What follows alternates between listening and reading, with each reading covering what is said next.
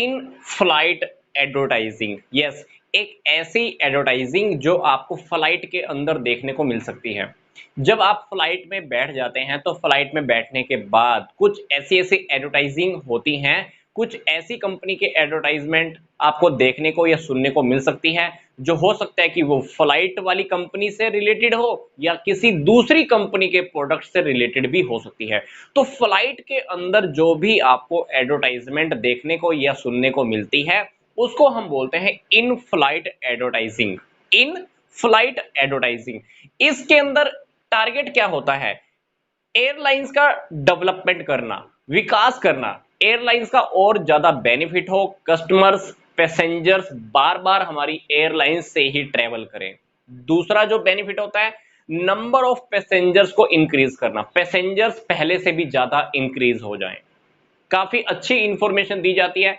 अगर आप कभी फ्लाइट में ट्रेवल किए हैं तो जो सीट होती है आपके जस्ट आगे वाली, जो सीट, जो बैक कवर होता है, उस बैक कवर की पॉकेट के अंदर ही काफी सारे ब्रोशर्स या कैटलॉग्स या मैगजीन्स आपको देखने को मिल सकती हैं। वो मैगजीन्स का क्या होता है, उस मैगजीन्स के अंदर काफी सारी इंफॉर्मेशन लिखी होती है। फ्लाइट के बारे में इंफॉर्मेशन आपको पढ़ने को मिल सकती है, किसी दूसरी कंपनी के प्रोडक्ट्स के बारे में आपको इंफॉर्मेशन पढ़ने को मिल सकती है, सेफ्टी मेजर्स आपको देखने को मिल सकते हैं।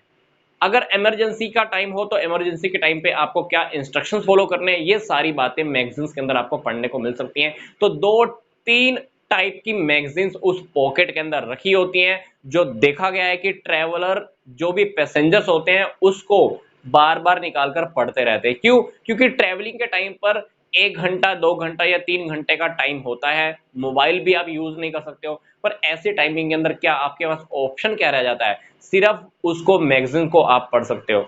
तो इसीलिए फ्लाइट के अंदर एडवर्टाइजमेंट देने का जो ट्रेंड है वो बहुत बढ़ा हुआ है। क्यों?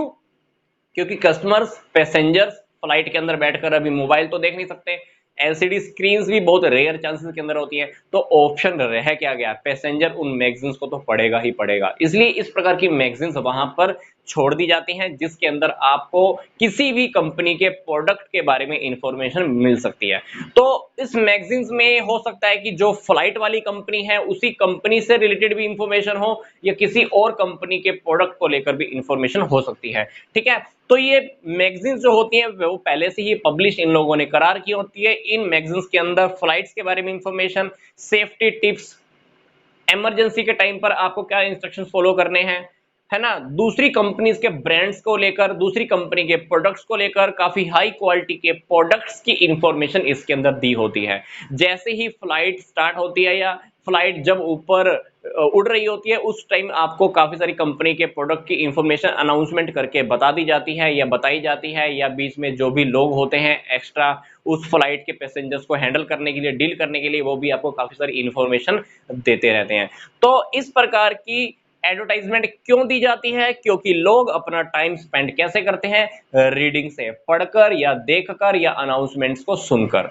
तो ये बहुत ही पॉपुलर मेथड है, काफी कामयाब भी होता है, और कुछ लोग तो ऐसे हैं कि ऑन द स्पॉट परचेज भी कर लेते हैं, क्योंकि कुछ प्रोडक्ट जो वहां पर फ्लाइट में रखने लायक होते हैं, अगर वो रख सकते हैं तो वहां पर अवेलेबल भी हो जाते हैं, और पैसेंजर चाहे तो उन प्रोडक्ट को ऑन द स्पॉट परचेज भी कर लेते हैं।